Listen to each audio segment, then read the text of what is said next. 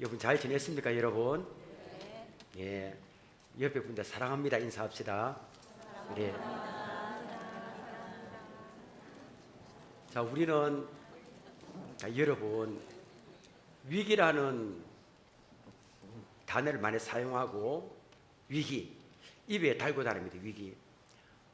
알다시피 3년 동안 코로나 위기 얼마나 귀가 따르고 많이 들었습니까, 여러분? 코로나 위기, 금융 위기, 기후 위기, 남북 관계 위기 등등 위기, 다양한 위기에 직면해 있습니다. 지금 아마 그런 위기 속에서 가장 본질적이고 근원적인 위기는 무엇일까요, 여러분? 가정의 위기입니다. 가정의 위기. 가정에 옛날 가닥에 참 위기를 맞고 있습니다. 그 가정의 위기 중에 또 가장 큰 문제는 바로 결혼 문제와 그 다음에 출산 문제입니다. 오늘 이 문제를 좀 다뤄보겠습니다. 참 이게 여러분과 함께 고민을 해봅시다. 자, 사진 1번입니다. 자, 오늘은 사진을 좀 여러 장 줍니다. 왜냐하면 제 말이 아니고 또 신빙성의 자료이기 때문이겠습니다. 자, 우리 연도별 혼인 건수입니다.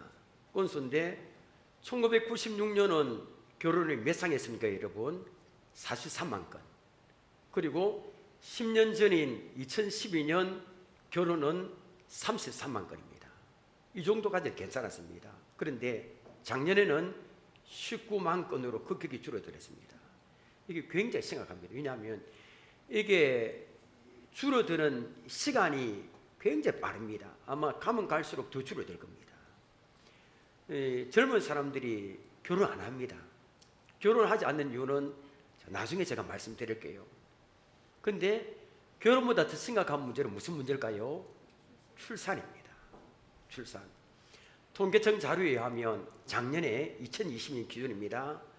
우리 여성 한 분이 임신이 가능한 여성 한 분이 평생 낳을 것으로 예상되는 합계 출산율이 0.78명입니다. 그러니까 우리나라 여성 한 분이 1명 이상 못 낳는다는 거죠. 죽을 때까지. 이게 보통 심각한 숫자가 아닙니다.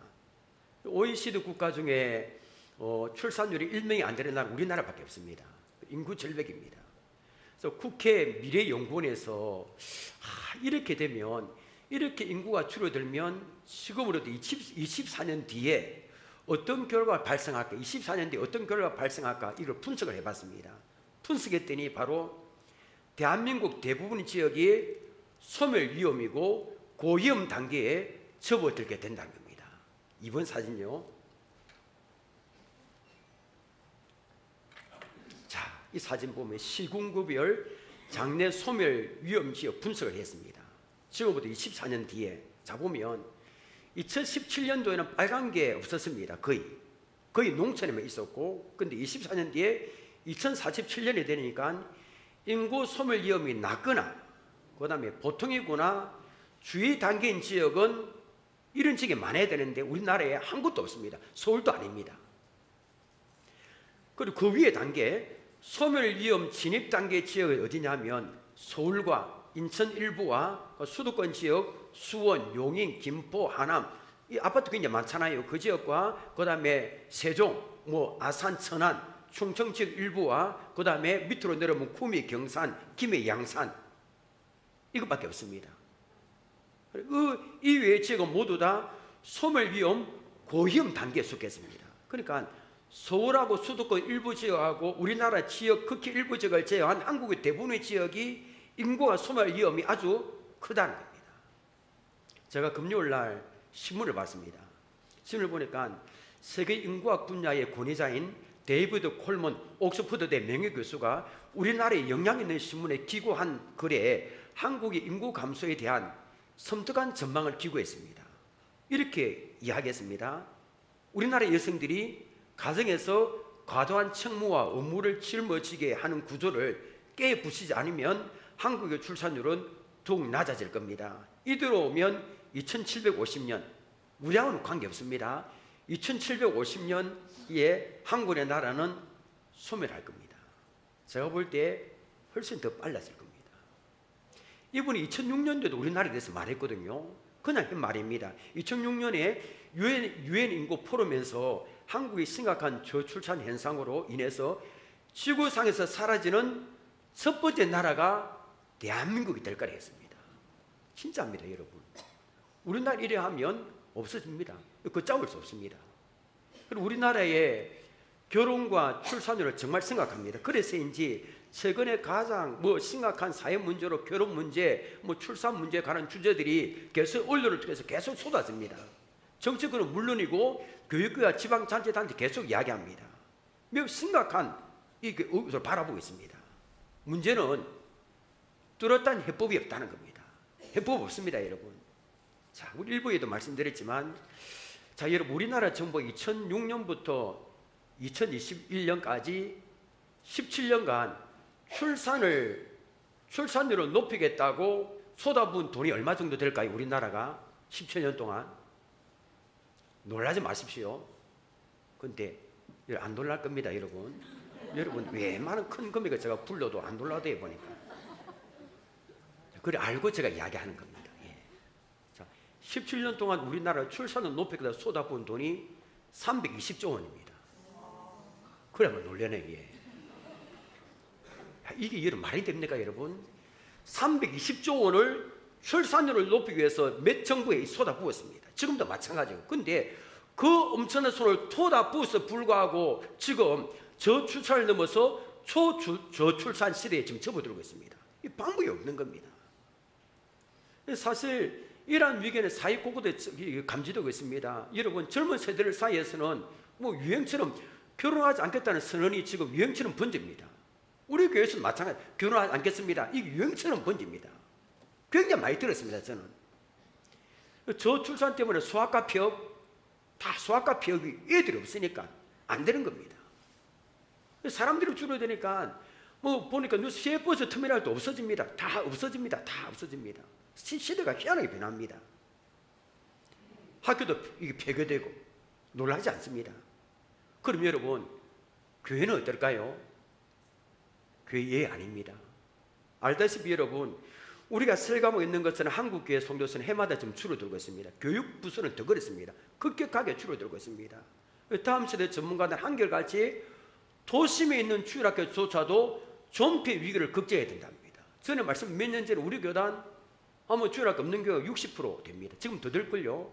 부산 같은 경우는 우리 교단 주일학교 없는 교단이 최소한 70% 될 겁니다. 아무리 못해도 없는 겁니다. 제가 옆에 쭉 둘러보면 우리 자라하고 아예 없습니다. 큰 교회 빼고 없습니다, 주일학교가. 이래 되니까 보다 못한 서울의 대형 교회는 이러한 문제를 대처하기 위해서 교회에 미래성장위원회를 만들었습니다. 우리 교회도 사실 비슷한 걸 만들었잖아요. 미래성장위원회를 만들었다는 얘기 들었습니다. 여러분, 이 서울의 대형 교회에서 미래성장위원회에서 내건 솔로몬이 무엇일까요? 여러분 아십니까? 바로 이겁니다. 대한민국이 소멸하면 교회도 소멸한다. 맞습니다. 불구경할 일이 아닙니다, 여러분. 지금의 현실에 대한 아주 절박한 심정이 반영된 표현이 아닐 수 없습니다. 대한민국의 결혼 문제, 출산 문제, 결국 교회 문제입니다. 사진 3번요. 근데 지난주에 제가 보여드렸어요. 우리 교단에서 오늘도 문자 몇 번 왔습니다. 이거 지켜라 안 지켜봐. 서성의 줄 이걸 하게 됩니다. 그래서 오늘 생명 존중줄, 출산 사명줄을 지킵니다. 그 밑에 파란 글자 밑에 소제목이 출산의 사명을 다해 함께 예배합시다입니다. 오늘 그렇게 지킵니다, 여러분. 자, 여러분, 이런 절박한 현실에서 우리 교회 역할이 무엇일까요? 아마 그러면 대부분 다 아이고 정부에서 320조 쏟아부어도 안 되는데 우리가 교회가 뭘 알게요. 그래도 여러분, 우리 교회에서 고민해봐야 됩니다. 사회 구조적 문제로 인해서 결혼을 포기하는 젊은 세대, 그리고 결혼을 했다 할지라도 출산을 꺼리는 부부로 인해서 결국에 소멸 위험, 고위험 단계로 나가는 대한민국을 살리기 위해서는 우리 교회가 할 일은 무엇일까요, 여러분? 자, 첫째입니다. 같이 읽습니다. 시작. 교회는 성경에서 답을 찾아야 합니다. 무슨 문제에 성경에 답이 있습니다, 여러분. 자, 창세기 1장 1절 함께 읽겠습니다. 시작. 태초에 하나님이 천지를 창조하시니라. 자, 여기에 이 창세기 1장은 하나님이 태초에 하나님의 천지를 창조하신 기록을 사실 기록합니다. 여러분, 6일 동안 창조했는데 창조의 극치는 어디에 있을까요? 바로 우리 인간에 있습니다. 하나님은 인간을 마지막으로 창조하시기 위해서 인간을 위해서 모든 만물을 미리 창조하셨습니다. 하늘의 헬과 별, 달, 그 다음에 공기, 산, 햇빛, 이 모든 것을 창조하신 이유는 누구를 위해서입니까? 우리 인간을 위해서입니다. 우주 만물과 지구의 모든 걸 만드시고 인간이 살아갈 수 있는 환경을 모두 만드신 후에 마지막으로 창조의 꽃이 사람을 만드신 겁니다. 때문에 창세기 1장의 창조 사실을 통해서 우리를 향한 하나님의 사랑을 발견할 수 있습니다. 완벽하게 만든 지구가 있다 하더라도 아무리 좋을지라도 그 안에 인간이 존재하지 않는다면 무슨 의미가 있을까요, 여러분? 아니, 사람이 없다면, 동물만 있다면 무슨 의미가 있을까요? 좋은 집이 있어도 그곳에 누가 사느냐가 문제입니다. 이런 맞잖아요, 그죠? 때문에 지구보다 더 중요한 것은 누가 그 안에 사느냐가 중요합니다. 때문에 우리가 중요합니다. 우리 집사님이 중요합니다. 우리 옆에 분 축복합시다. 시작. 안 중요한 것 같은 그런 음으로도 집사님이 중요합니다. 하나님께 복받은 창조의 꽃이 바로 여러분입니다. 꽃입니다. 오늘 뭐 꽃이 이렇게 너무너무 많습니다. 반짝반짝하게 꽃입니다. 창세기 1장 26절은 하나님께서 인간을 어떻게 창조하셨는가 이것을 보여줍니다. 저는 이 부분이 우리가 복이라 생각합니다. 자, 여러분, 하나님께서 인간을 창조하셨습니다. 이걸 우리는 보고 듣고 알고 있습니다. 근데 세상 사람들은 어떻습니까? 우연히 생겨났다, 아니면 원수가 지나서 사람이 되었다, 이렇게 잘못 알고 있잖아요. 근데 우리는 알고 있습니다. 이 자체가 바로 복인 줄 믿습니다. 창세기 1장 26절 함께 읽겠습니다. 시작. 하나님 이르시되 우리의 형상을 따라 우리의 모양대로 우리가 사람을 만들고 그들로 바다의 물고기와 하늘의 새와 가축과 온 땅과 땅에 기는 모든 것을 다스리게 하자 하시고. 자, 이 말씀 보면 여러분, 인간의 창조는 다른 피조물과 무언가 다르다는 것을 느끼지 못합니까, 여러분? 다릅니다. 어떤 분에 다릅니까? 자, 여러분, 첫째 날부터 다섯째 날까지 다른 피조물을 만들 때는 하나님 이르시되 하면 끝입니다. 하나님 이르시되 하면 그날 생겨난 겁니다. 막 이렇게 붕어빵 생겨듯이 빛이 있으라면 그 능력으로 빛이 생겨났습니다. 여기에는 뭐 생각해 본다거나 누구와 의논해 본다 그런 게 없습니다. 그런데 인간 창조는 그렇게 하지 않았었습니다. 하나님이 이르시되 우리의 형상을 따라 우리의 모양대로 우리가 사람만 만들고 우리가 세분노입니다. 자, 여기서 우리는 누굴까요, 여러분? 삼위 하나님을 말합니다. 성부 하나님, 성자 하나님, 성령 하나님을 말씀합니다. 하나님께서 인간을 만드실 때 삼위 하나님께서 의논하셨습니다. 많은 생각을 하셨다는 겁니다.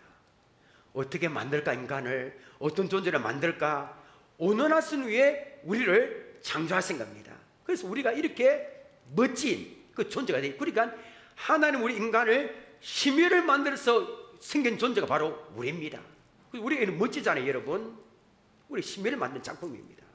자, 또한 인간은 하나님의 형상을 따라 모양을 따라 지어졌습니다. 26절 우리 다시 봅니다. 26절에 우리 첫 부분에 하나님이 이르시되 우리의 형상을 따라 우리의 모양대로 우리가 사람을 만들고, 27절에도 나중에 보여주겠지만 하나님이 자기 형상 곧 하나님의 형상대로 사람을 창조하시되라고 했습니다.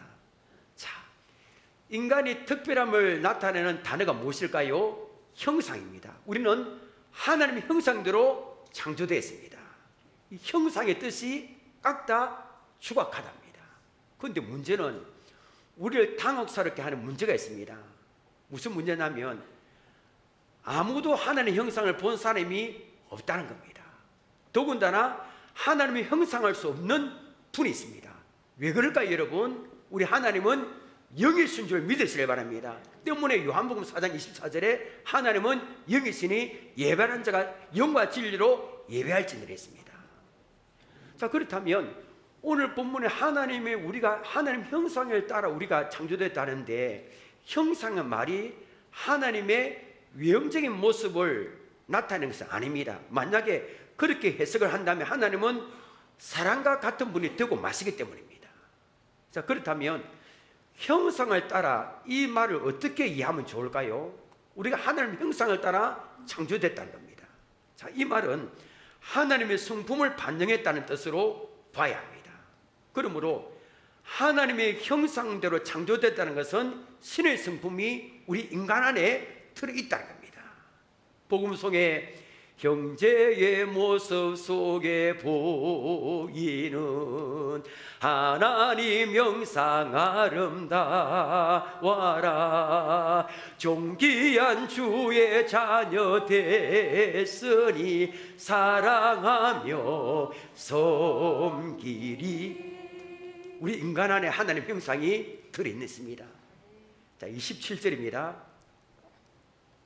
하나님이 자기 형상 곧 하나님 형상대로 사람을 창조하시되 남자 여자를 창조하시고, 하나님은 사람을 창조하시되 남자와 여자를 창조하셨습니다.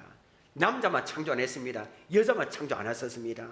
그러니까 인간은 남자와 여자 함께 할 때 완성된다는 겁니다. 독처하는 것은 창조 질서가 일단 아닙니다. 여기 27절 결혼하는 이유도 여기 있습니다. 자, 그럼 여러분, 하나님께서 남자와 여자를 창조하셨는데 우리 인간에게 첫 번째 명령을 내리신 게 있습니다. 무슨 명령을 내리셨을까요, 여러분? 그게 바로 28절입니다. 28절은 참 중요합니다. 문화 명령이라고도 합니다. 자, 28절을 봅니다. 하나님이 그들에게 복을 주시며, 자, 이게 뒤에 놓는 복이라는 겁니다. 하나님이 그들에게 이르시되 성육하고, 성육하는 것이 복이라는 겁니다. 번성하여 땅에 충만하라, 땅을 정복하라, 바다의 물고기와 하늘의 새와 땅에 움직이는 모든 생물을 다스리라 하시니라. 하나님은 남자 여자를 창조하시고 그들을 통해서 자손들이 성육하고 번성하고 땅에 충만하기를 원하셨습니다. 이것을 우리는 문화 명령이라고 부릅니다. 자, 여기서 중요한 세 가지 단어가 나옵니다. 바로 생육하고 번성하고 충만입니다. 이걸 좀 정리해서 제가 여러분 보여주면 더 좋는데 들으시면 됩니다. 생육하다 히브리의 단어는 파라입니다. 파라. 다 뜻이 열매를 맺다, 결실이 풍부하다, 다산하다, 번성하다입니다. 자녀를 많이 낳으라는 겁니다. 그 다음에 번성하다의 히브리어 단어는 라바입니다. 라바. 이 단어의 뜻도 많아지다, 증가하다입니다. 계속 그랬습니다. 충만하다 히브리어 원어는 말레입니다. 말레. 이 뜻이 채우다, 가득 차다입니다. 또 한 가지 뜻이 있습니다. 성취하다, 완성하다 뜻도 있습니다. 그러니까 하나님께서 만드신 인간은 생육하고 번성하여 온 땅에 가득해야 하고, 그렇게 하는 것이 하나님 뜻이 성취되는 것이고 완성이 된다는 겁니다. 자, 이 말씀이 무조건 자녀를 많이 낳아야 한다는 것을 의미하지 않습니다. 왜냐하면 사도 바울은 고린도전서 7장 8절에서 말하는 것은 어떤 사람은 결혼을 하지 않고 자녀를 낳지 않음으로써 하나님을 기쁘시게 해드릴 수 있기 때문입니다. 사도 바울이 그렇게 했다 아닙니까, 여러분? 그렇다 할지라도 우리 인간은 생육해야 됩니다. 번성해야 됩니다. 충만해야 사명을 하나님께 받았음이 분명합니다. 자, 여러분, 노아 시대에 하나님은 죄가 가득한 이 세상을 물로 심판하셨습니다. 노아 가족 외에는 다 죽었습니다. 자, 온 인류가 물 심판을 받은 이후에 하나님은 노아에게 어떤 명령을 주셨을까요? 창세기 9장 1절입니다. 자, 하나님이 노아와 그 아들들에게 복을 주시며 그들이 이르시되, 그 다음부터 함께 읽겠습니다. 시작. 생육하고 번성하여 땅에 충만하라. 창세기 1장 28절의 명령과 반복이 되지 않습니까? 똑같습니다. 왜 똑같은 명령이 반복되는 걸까요, 여러분? 하나님의 생명 번성 명령은 변함이 없다는 겁니다. 물 심판 이후에 노아와 가족들은 변함없이 생육해야 되고 번성해야 되고 충만하는 하나님의 명령에 순종해야 됩니다. 이 명령은 오늘을 사는 우리에게 해당됩니다. 우리도 이 말씀에 순종해야 됩니다. 여러 가지 이유가 있지만 그럼에도 결혼해야 되고 그다음에 번성해야 되는 겁니다. 아마 주님께서 다시 올 때까지 이 명령 절대 변하지 않습니다. 자, 인간이 그럼 여러분 생육하고 번성하고 충만하라고 말씀한 하나님께 순종하는 방법은 뭘까요? 어떻게 하면 번성하고 어떻게 하면 충만할 수 있을까요? 그 답은 창세기 2장 24절에 있습니다. 이러므로 남자가 부모를 떠나 그의 아내와 합하여 둘이 한 몸을 이룰지로다. 자, 여러분, 하나님의 명령인 생육하고 번성하고 충만할 수 있는 비결이 무엇입니까? 결혼입니다. 결혼하지 않으면 아무것도 안 됩니다. 일단은. 그래, 하나님 직접 디자인하신 한 남자와 한 여자가 결혼했을 통해서 생육하고 번성하고 충만하라는 명령에 순종하면 되는 겁니다. 자, 그렇다면 여러분, 오늘날 하나님 이 명령이 잘 이루어지고 있을까요, 여러분? 결혼도 하고 자녀도 많이 낳고 멋진 가정을 이루고 있습니까? 결론은 우리가 너무 잘 알듯이 잘 이루어지지 않고 있습니다. 젊은 세대들이 결혼을 잘 안 합니다. 결혼할 시기도 많이 늦어집니다. 그러니까 아기를 안 낳는 겁니다. 여러분, 두 사람이 만나서 최소한 2명을 낳아야 될 거 아니에요? 맞죠, 그죠? 그래야 최소한 2명을 낳아야 인구 안 줍니다. 1명 낳으면 줍니다. 그래서 결혼해서도 자녀를 1명 정도만 생각하는 사람은 오늘 여러분 1명의 자녀는 오늘 설교를 통해서 최소 2명이 진짜입니다. 아예 자녀를 낳지 않으려는 그 사람들 제법 있습니다. 자, 여러분, 전국 초등학교 5곳 가운데 한 곳은 전교생 60명 이하입니다. 생각하지 않습니까, 여러분? 우리 학교 다닐 때 한 반에 60명, 70명. 근데 지금은 전국의 초등학교 5곳 가운데 한 곳이 전교생이 60명 이하입니다. 초등학교 폐교됐다는 소식은 놀랍지 않습니다, 여러분. 자, 우리나라 저출산 문제를 적나라하게 보여주는 뉴스가 어제 SBS에 보도됐습니다. 제가 이 문제를 가지고 설교를 하고 준비하고 자료를 찾다가 보니까 오늘 SBS에서 그 뉴스 나왔는데 제가 캡처를 몇 개 했습니다. 사진 4분입니다. 제가 이 사진 4분 보면 마음이 좀 아픕니다. 왜냐하면 아이들이 없어서 유치원과 어린이집이 문을 닫고 그 자리에 노인 요양시설이 지금 많이 생긴다는 겁니다. 그래서 유치원이나 어린이집 건물이 같은 자리에서 노인시설로 간판을 바꿔 단 경우는 최근 5년 새에 81곳에 달합니다. 원장 인터뷰하는 거 들었습니다. 80명, 1년 지나니까 50명, 30명 대책이 안 쓴다는 겁니다. 제가 볼 때 이게 계속 이제 엄청나게 이게 늘어날 겁니다. 아마 애들이 없으니까. 유치원의 문을 닫고 어린이집 문을 닫다는 소식을 정말 많이 들었습니다. 사진 5번요. 자, 출생아 수 감소입니다. 2016년만 해도 얼마 안 되죠, 그죠? 40만 명이었습니다. 이 40만 명의 출생 이 아기들이. 근데 지난해에는 24만 9천 명입니다. 불과 6년 만에 반으로 줄었습니다. 아마 제가 2년 만에 또 반으로 줄 거면 이런 식으로 나가면. 사진 6번요. 학계 출산, 이게 제일 심각합니다. 한국의 출산율은 2020년을 기준으로 1명이 이제 안 됩니다. 그러니까 여성 한 사람이 평생을 낳을 것으로 예상되는 합계 출산율이 0.78명. 그러니까 평생 동안 여성 한 분이 아무리 노력해도 1명을 못 낳는다는 겁니다. 볼장 다 봤습니다, 제가 볼 때. 사진 7번요. 인터뷰를 하는 걸 제가 캡처했습니다. 여기 보니까 한국보건사회연구소 인구센터적 인터뷰를 이렇게 했습니다. 제가 읽어드릴게요. 전쟁이 나도 학교 출산율은 1.0보다 높습니다. 전쟁이 나도 한 집에 1명은 난다는 겁니다. 이건 괴멸적 수준이에요. 나라가 무너지고 사회가 무너졌을 때 나오는 숫자예요. 와, 나라가 무너질 때 이래 된다는 겁니다. 이 사진이 이제 다 됐습니다. 이런 상황은 한국 교회도 미치고 나타나고 있습니다. 교회에서 아기들 울음소리가 나지 않는다는 겁니다. 그래도 우리 교회는 그래도 그랬나 봅니다. 저 몇 년 전에 시찰에서 그런 이야기들, 아기들 이게 유아실이 없어지고 아기들이 없습니다. 제가 우리 온총이 세례 받을 때 그때가 언제인지 모르겠지만 그때가 11명 받았거든요. 이름표가 없어요. 11명을 출석 받았습니다. 지금 알다시피 애들 세례도 지금 별로 없습니다. 우리 교회가 지금 아이들도 왁짝 찍어야 되는데 이런 손을 못 뒀습니다. 상황이 왜 이렇게 됐을까요, 여러분? 사회적인 영향이 큽니다. 제가 볼 때 자녀를 키우면 키울수록 빚만 내려가는데,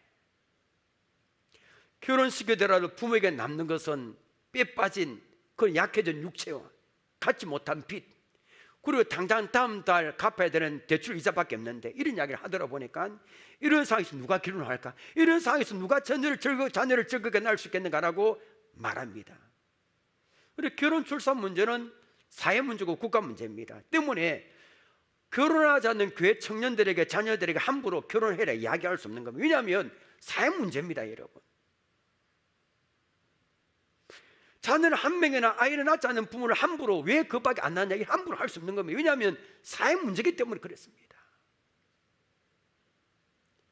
얼마 전에 보건복지부 주관으로 저출산 대응 2030 청년 긴급 간담회가 개최됐습니다. 그러나 결혼과 임신, 출산에 대한 청년들이 어떤 생각 가지고 있는가 이렇게 물어봤습니다. 왜 결혼하지 않는가 물어봤는데, 첫 번째 대답이 안정적인 거주 마련이 어렵다. 그러니까 집값이 너무 비싸서 집값 때문에 결혼을 안 한다는 겁니다. 제가 볼 때, 저는 개인적으로 여러분, 우리나라가 320조 원을 퍼부어도 제가 볼 때 우리나라 왜 이렇게 됐는가, 출산 안 하고, 저는 부동산 문제라고 봅니다. 부동산 문제. 막 투기꾼이 좋은 데 찾아가 올리고 가격 올리고 빠져나가고 다 망쳐놨습니다.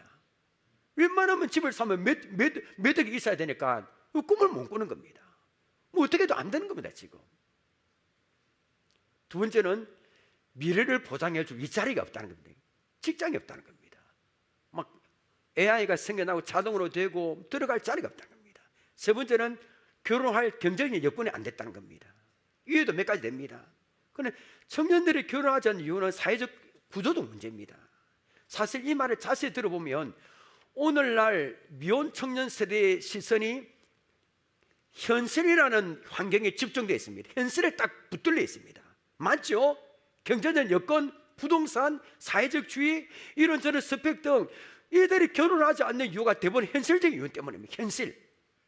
자, 교회는 바로 이러한 이 부분에 주목해야 됩니다. 왜냐하면 역사 속에서, 여러분, 기독교 2000년 역사 속에서 교회가 세상의 마지막 희망의 마지막 소망이 될 수 있던 이유가 무엇일까요? 오늘 때마다 우리 기독교 교회가 소망이 됐습니다. 왜 그럴까요, 여러분? 교회가 세상에 보지 못하는 것을 보게 해주기 때문입니다. 교회가 세상에 내놓지 못하는 영적인 대안을 교회가 내놓았기 때문입니다. 청년들의 결혼 회피 문제도 마찬가지입니다. 교회는 현실에만 시선이 고정된 청년들에게 영적인 눈을 열어줘야 됩니다. 보이지 않는 것이 더 중요한 게 많습니다.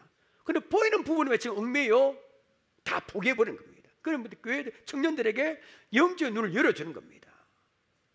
현실이 아니라 하나님의 약속에 대한 미래에 대한 소망을 바라보게 하는 겁니다.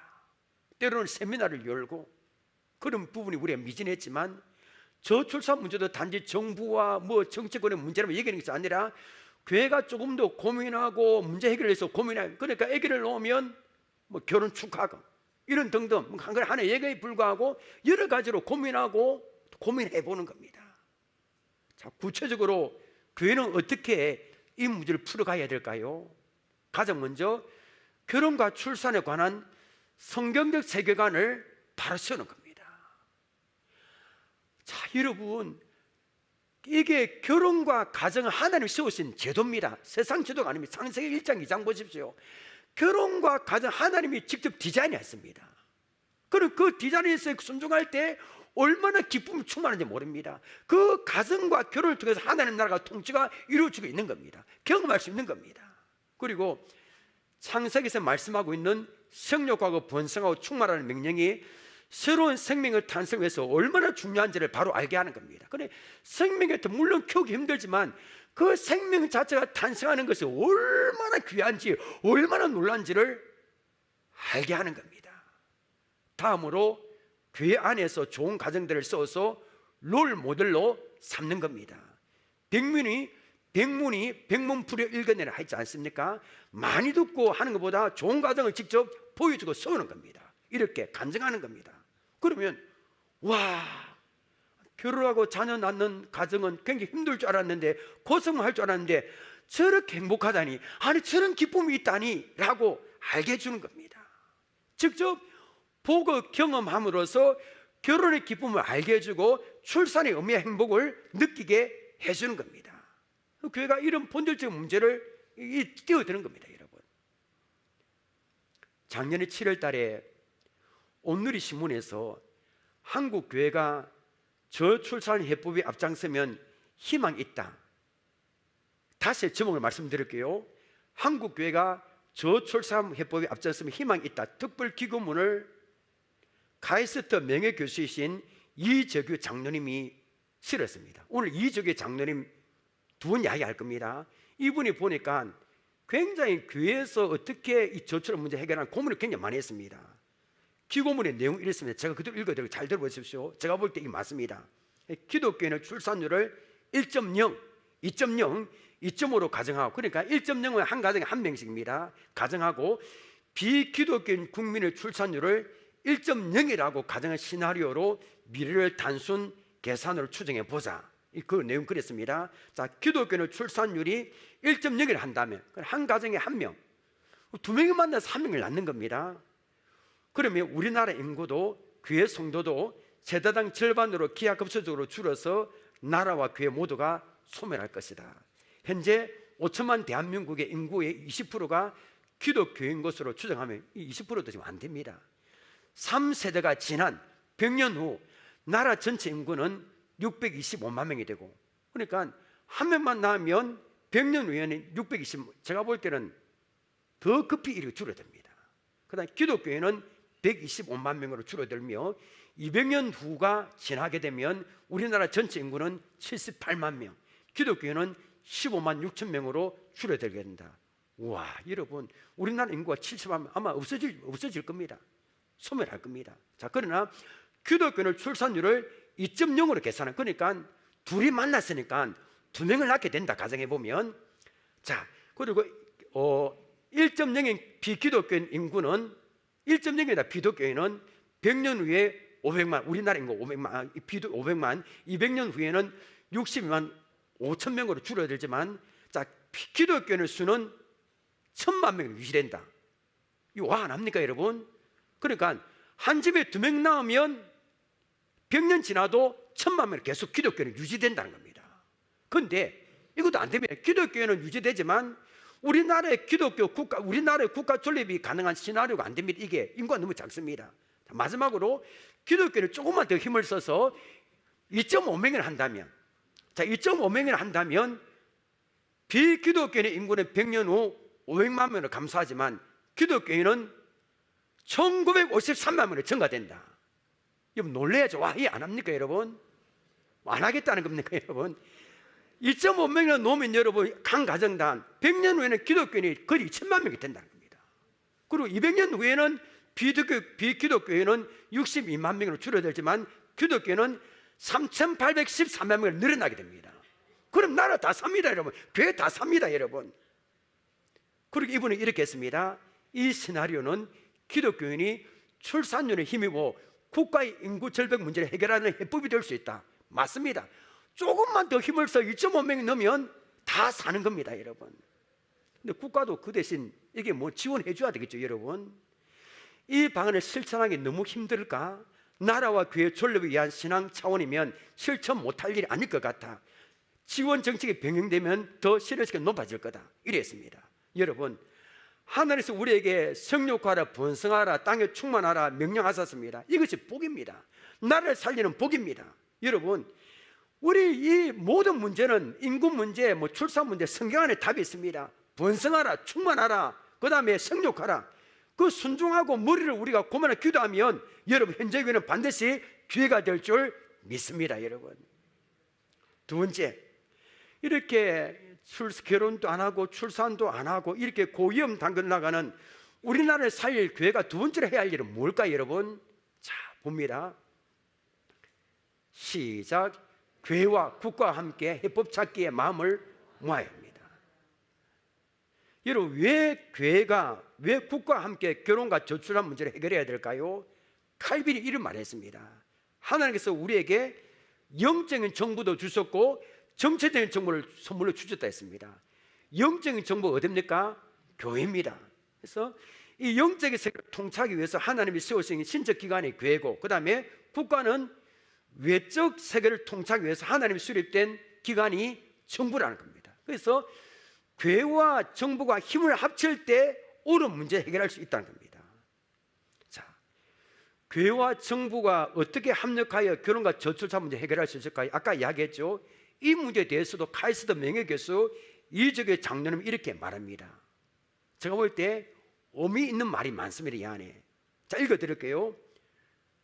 정부에서 시행하는 정책 중 교회가 동참하여 기여할 수 있는 역할이 있다. 그러니까 정부가 시행하는 돈도 주고 일하는 그 정책도 교회가 동참할 수 있는 기회가 있다는 겁니다. 우리가 이걸 좀 알아야 되는 겁니다. 예를 들어 그분이 말했습니다. 직장에 어린이집을 의무화하거나 방과 후 교육을 위해서 학교 공간을 활용하듯이 교회 공간을 이용할 수 있을 거다. 교회가 평일에 교회 시설을 개방해서 어린이 놀이방, 방과 후 교실 등의 서비스를 제공하면 좋겠다. 이렇게 자연스럽게 차세대가 교회를 찾아오고 교회가 사회 문제 해결에 보탬이 되는 역할을 하는 것이 이 세대에 필요한 사회 선교가 될 거다. 다음 세대의 출산과 양육으로 교회가 나라가 든든해져야 불안 이웃을 도울 수 있는 주소성을 유지할 수 있다. 이분이 말했습니다. 쉽게 말하면 교회는 인적 자원, 공간적 자원을 제공하고, 그 다음에 정부는 그에 따른 재정적 지원, 그 다음에 다양한 후원을 제공하면 된다. 이러면 참 해결될 겁니다. 정부에서는 교회에서 하면 돈을 대주고, 사실 여러분, 결혼과 저출산 문제와 더불어 우리 사회의 가장 큰 고민거리 한 가지가 고령화 사회 가속입니다. 교회마다 이렇게 고령화가 되어 있습니다. 나라 전체가. 만약 교회에 고령화된 인재들을 여러분 나이 드신 분들과 못합니까? 아닙니다. 연륜이 많고 경험이 참 많습니다. 그분들을 여러분 다음 세대를 돌보고 케어하는 인적 자원으로 활용할 수 있다면 이 문제를 더욱더 쉽게 해결할 수 있다는 겁니다. 그래서 교회와 정부, 그래 전문가들이 기도하면서 머리를 맞대고 하면 우리에게 닥친 사회 문제 해결에 지혜를 하나님께서 주실 줄 믿습니다. 말씀 맺겠습니다. 오늘 출산 사명주일입니다.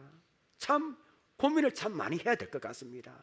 정부와 정치권만 우리가 바라고 말할 수 없는 겁니다. 이제 한탄만 해서는 안 되는 겁니다. 사회 구조적 문제로 인해서 결혼을 꺼리는 젊은 세대, 결혼하고서도 출산을 꺼리는 신혼 부부들로 인해서 우리나라는 소멸 위험, 그 다음에 고위험 단계로 나갑니다. 어떻게 하면 좋을까요? 성경에서 답을 우리 교회는 찾을 수 있습니다. 성육하고 분성하여 땅에 충만하라고 명령하셨습니다. 순종하는 겁니다, 여러분. 그리고 결혼과 저출산 문제 앞에서 10년, 아니 100년을 내다보고 교회와 정부가 함께 머리를 맞대는 겁니다. 동사무소, 구청 이렇게 같이 머리를 맞대는 겁니다. 그렇게 할 때 우리 교회와 국가와 이 지역의 기관이 함께 고민하고 협력함으로 소멸위험 그리고 고위험 단계로 나가는 대한민국을 다시 살리는 은혜가 우리나라 안에 우리 교회에 충만히 있기를 주님의 이름으로 축원합니다. 기도합니다. 하나님, 오늘 출산 사명주의를 지키며 대한민국의 결혼 문제, 출산 문제를 우리가 고민해 봤습니다. 참으로 많이 어려운 현실에 직면해 있습니다. 그렇다고 이제 한탄만 하고 있을 수는 없습니다. 참으로 하나님, 소멸위험과 고위험 단계로 나가는 이 대한민국을 살리기 위해서는 교회는 무엇을 해야 될 건가? 성경에서 답을 찾았습니다. 하나님은 남자 여자를 창조하시고 그들을 통해서 자손들이 생육하고 번성하게 땅에 충만하기를 원하셨는데 여러 가지로 집값과 또 여러 가지 형편과 재정 문제가 여러 가지 많은 어려움이 있다 할지라도 하나님의 명령에 순종할 수 있도록 도와주시고, 하나님이시여 우리 교회에 우리 청년들에게 결혼의 문을 허락하여 주옵소서.